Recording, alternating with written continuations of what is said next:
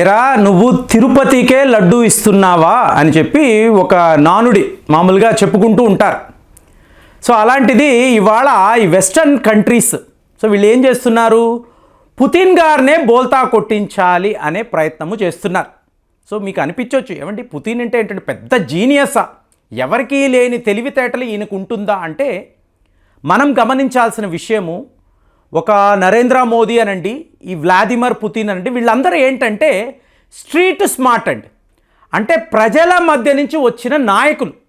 So వీళ్ళకి ఆ దేశము ఏంటి, ఆ దేశం యొక్క స్థితిగతులు ఏంటి, ప్రజలు ఏంటి, వాళ్ళు పడుతున్న కష్టాలు, ఎలాగ దీనికి సొల్యూషన్, ఇవన్నీ వీళ్ళు చాలా చాలా ఆలోచించి చాలా డెప్త్గా ఆలోచించి నిర్ణయాలు తీసుకుంటారు. సో ఇప్పుడు మీరు ఉదయం వీడియోలో మాట్లాడారు, ఇప్పుడు ఈ రా ఏజెంట్లు అజిత్ దోవెల్ అని మాట్లాడాం.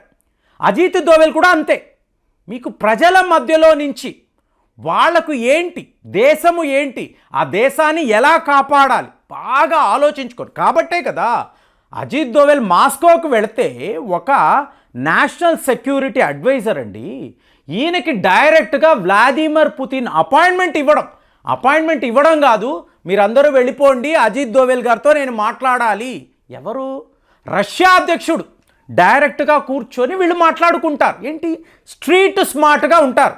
ఇప్పుడు ఈ మోదీ గారిని చూశారనుకోండి, ఎమర్జెన్సీ టైంలో మారు వేషాలు వేసుకొని తన ప్రజలకు సహాయం చేయడం, అలాంటి వాళ్ళు వీళ్ళు.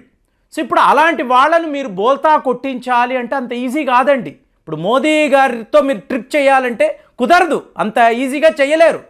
సో ఇప్పుడు పుతిన్ గారితో ఇప్పుడు వెస్టర్న్ వాళ్ళు ఏం మాట్లాడుతున్నారు, the ball is in Putin's court, the ball is in Russia's court. ఇదే అంటే వీళ్ళందరూ కలిసికట్టుగా మాట్లాడుకున్నారు. ఏంటి, యూరోప్ యూనియన్ అన్నప్పుడు 27 దేశాలు, యూకే, ఫ్రాన్స్, వీళ్ళందరూ కలిసి ఒకటే మాట, మీరు గూగుల్ సెర్చ్ కొట్టి వార్తాపత్రికల్లో చూశారు అనుకోండి, ఇదే మాట, now the ball is in Russia's court, now the ball is in Putin's court. ఇదే ఏంటండి కోర్టు, ఏంటండి బాల్, ఏమీ లేదు. 30 రోజుల సీజ్ ఫైర్, 30 రోజుల పాటు యుద్ధము అనేది ఆగిపోతుందండి. మీకు సీ అనండి, ఎయిర్ అనండి, ఎక్కడా ఎటువంటి దాడులు ఉండవు. ఇది ఇమాన్యుయల్ మ్యాక్రోన్ ఇచ్చిన సలహా, యూరోప్ యూనియన్ ఒప్పుకుంది, జెలెన్స్కై ఒప్పుకున్నాడు, అందరూ ఒప్పుకున్నారు. 30 రోజుల పాటు సీజ్ ఫైర్. సో పుతిన్ గారు ఏమన్నారు, ఏరా నన్ను చూస్తే ఎలా కనిపిస్తున్నాను, కుదరదు. 30 రోజుల పాటు పీస్ ఏంటి, ఓం శాంతి శాంతి శాంతి అంటే శాశ్వతమైన పీస్, పూర్తిగా పీస్.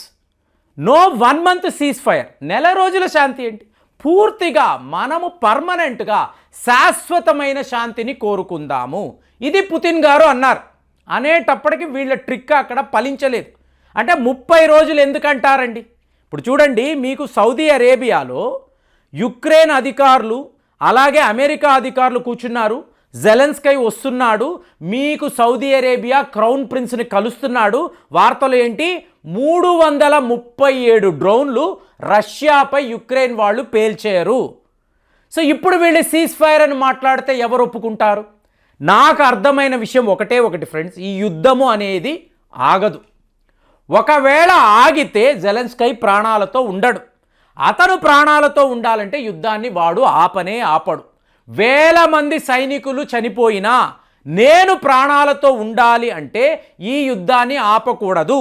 కాబట్టి అక్కడ యూకే ఫ్రాన్స్తో ఓకే బాస్ సూపర్ ఐడియా, నెల రోజుల పాటు యుద్ధము వద్దు అన్నవాడు ఇక్కడ తన అధికారులకు చెప్తున్నాడు, నేను సౌదీ అరేబియా వెళుతున్నాను, ఆ రోజు సాయంత్రము మీరు రష్యాపై ఎన్ని డ్రోన్లు కుదిరితే అన్ని డ్రోన్లు వాడండి.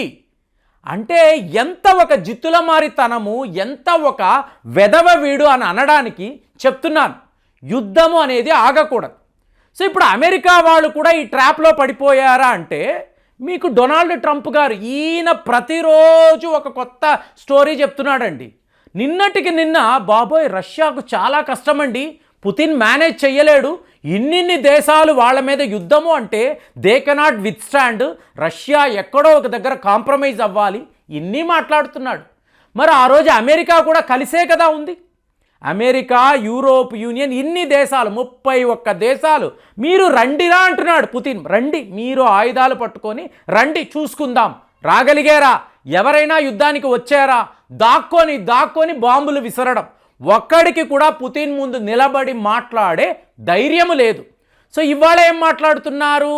సీజ్ ఫైర్, 30 రోజులు యుద్ధాన్ని ఆపేద్దాము. ఏం చేస్తారండి 30 రోజుల్లో?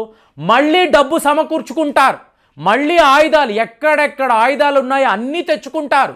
నేను ఒకే ఒక విషయాన్ని అబ్జర్వ్ చేశానండి. 4 ఏళ్లలో జరిగిన యుద్ధం మీరు గమనించారు అనుకోండి, మీరు వార్ చేసి ఆయుధాలతో రష్యాను గెలవనే లేరు. వాళ్ళు టూ అడ్వాన్స్డ్, టూ స్ట్రాంగ్. మీరు వార్ చేసి రష్యాను గెలవలేరు. ఇది జ్ఞానము వీళ్ళకి ఉంటే జెలెన్స్కీని ఐసోలేట్ చేయాలండి.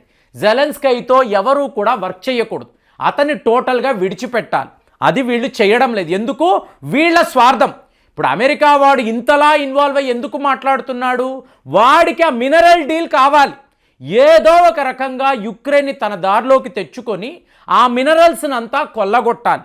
ఇది వాడి ఆలోచన. కానీ అక్కడ పుతిన్ దీన్ని చెయ్యనివ్వడు. అతను ఏమంటున్నాడు? ఈ ప్రాంతాలు ఉన్నాయి కదా, ఇక్కడికి వచ్చి మీరు మైనింగ్ చేసుకోండి, వ్యాపారాలు చేసుకోండి. అది మళ్ళీ కుదరదు. ఎందుకంటే రష్యాతో ఎప్పుడు ఎలా ఉంటుందో తెలియదు. కాబట్టి ఇవాళ అమెరికా నుంచి ఈ ట్రంప్ గారి టీం ఒకటి మాస్కో వెళ్ళారు. మాస్కో వెళ్ళి అక్కడ పుతిన్ గారి అధికారులతో మాట్లాడుతున్నారు. ఏంటి? మళ్ళీ యుద్ధాన్ని ఎలా ఆపాలి? ఏమండి, యూరోప్ యూనియన్ వాళ్ళు చెప్తున్నారు, 1 నెల రోజుల పాటు యుద్ధాన్ని ఆపేద్దాము అంటున్నారు. అంతలో ఈ నెగోసియేషన్స్ జరుగుతాయి, ఒక అగ్రిమెంట్ జరుగుతుంది, తరువాత యుద్ధం ఆగిపోతుంది అని వీళ్ళు చెప్తున్నారు. సో పుతిన్ గారు అక్కడ వాళ్ళకి చెప్తున్నారు, నథింగ్ డూయింగ్ అండి, అలాంటిది ఉండదు. 30 డేస్ ఫార్ములా కాదు ఇది. 30 డేస్ ఫార్ములా కానే కాదు. శాశ్వతమైన పరిష్కారం వెతకండి. దీనికి రష్యా వాళ్ళు 4 కండిషన్స్ పెడుతున్నారు. దీనిని మీరు ఒప్పుకుంటే ఇవాళకి ఇవాళ ఈ యుద్ధాన్ని ఆపేస్తాము. చెప్పండి, ఏంటి మీ కండిషన్స్? ఫస్ట్ వన్, యుక్రెయిన్ అనబడే దేశము నాటోలో చేరకూడదు. నాటోలో చేరితే పూర్తి యుక్రెయిన్ని మేము ఆక్రమించుకుంటాము, యుక్రెయిన్ అనబడే దేశమే ఉండదు. ఇది ఫస్ట్ కండిషన్. రెండవది, ఈ నాటో దళాలు అంటే పీస్ ఫోర్సెస్ అని అంటున్నారు చూసారా, ఇదంతా ఇమాన్యుయల్ మ్యాక్రోన్ ఇచ్చే ఐడియాస్ అండి, మీకు తిక్క ఐడియాస్. అలాంటి వాళ్ళు ఎవరు యుక్రెయిన్లో కనిపించకూడదు. కనిపిస్తే మళ్ళీ అదే జరుగుతుంది. మీకు యుక్రెయిన్ సైనికులు కాదు, నాటో సైనికులు కూడా పోతారు. సో ఇది రెండో కండిషన్. మూడవ కండిషన్, యుక్రెయిన్కి ఎటువంటి మిలిటరీ అనేది ఉండకూడదు. డీమిలిటరైజేషన్ అనేది చెయ్యండి. వాళ్లకు సైన్యము అనేది అవసరం లేదు, వాళ్లకు అణు అస్త్రాలు అనేవి అవసరం లేదు, మేము వాళ్ళని చూసుకుంటాము. ఇది మీరు చేసి తీరాలి. ఇక నాలుగవది, ఇవాళ మా వద్ద ఉన్న రీజియన్స్ లూనాన్స్క్, డోనాన్స్క్, అలాగే మీకు కార్సన్, ఇవన్నీ కూడా ఏంటి? మావి. ఇప్పుడు మనకు డౌట్ వస్తుంది, ఏమండి యుక్రెయిన్లో ఉండే కొన్ని ప్రాంతాలను రష్యా వాళ్ళు ఆక్రమించుకొని, అంటే మళ్ళీ ఇదే 4 రీజియన్స్, అంటే మీకు లూనాన్స్క్, డోనాన్స్క్, కార్సన్, అలాగే మీకు జాపోరిజియా.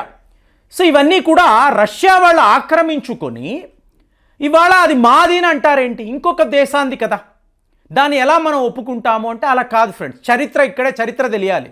ఈ ప్రాంతాలంతా ఒకప్పుడు యుఎస్ఎస్ఆర్లో ఉండినవి. మీకు ఇంకా చెప్పాలంటే క్రీమియా అనబడే ప్రాంతము కూడా యుఎస్ఎస్ఆర్లో భాగం. రష్యా వాళ్ళు తరువాత యుక్రెయిన్కి సీడెడ్గా ఇచ్చారు. అక్కడ నివసించే వాళ్ళంతా ఎవరు? Ethnic Russians. అంటే ఒరిజినల్గా యుఎస్ఎస్ఆర్ భూభాగము ప్రైజ్గా రష్యా వాళ్ళు యుక్రెయిన్కి ఇచ్చారు. కానీ అక్కడ జరుగుతున్న దారుణాలు, తమ ఎథనిక్ రష్యన్స్ పట్ల జరుగుతున్న దారుణాలు చూసి ఇవాళ పుతిన్ గారు ఆ ప్రాంతాలను తన కంట్రోల్లోకి తీసుకున్నారు. మరి వెస్ట్ కంట్రీస్ చేస్తున్న జిత్తుల మారితనము, వాళ్ళు పుతిన్ని బోల్తా కొట్టించాలని అనుకున్నారు. ఫైనల్గా ఎవరు బోల్తా పడతారు? వీళ్ళే. సో ఈ నిజాన్ని వీళ్ళు ఎప్పుడు నేర్చుకుంటారో, ఎప్పుడు తెలుసుకుంటారో అప్పుడే ఇలాంటి సమస్యలకు సొల్యూషన్ అనేది వస్తుంది. మరి మీరు చెప్పండి, రష్యా యుక్రెయిన్ యుద్ధానికి ఇదే సొల్యూషనా? ఇంకా ఏమైనా సొల్యూషన్స్ ఉన్నాయా? కామెంట్స్లో రాయండి. మళ్ళీ వచ్చే వీడియోలో కలుద్దాం. జై హింద్.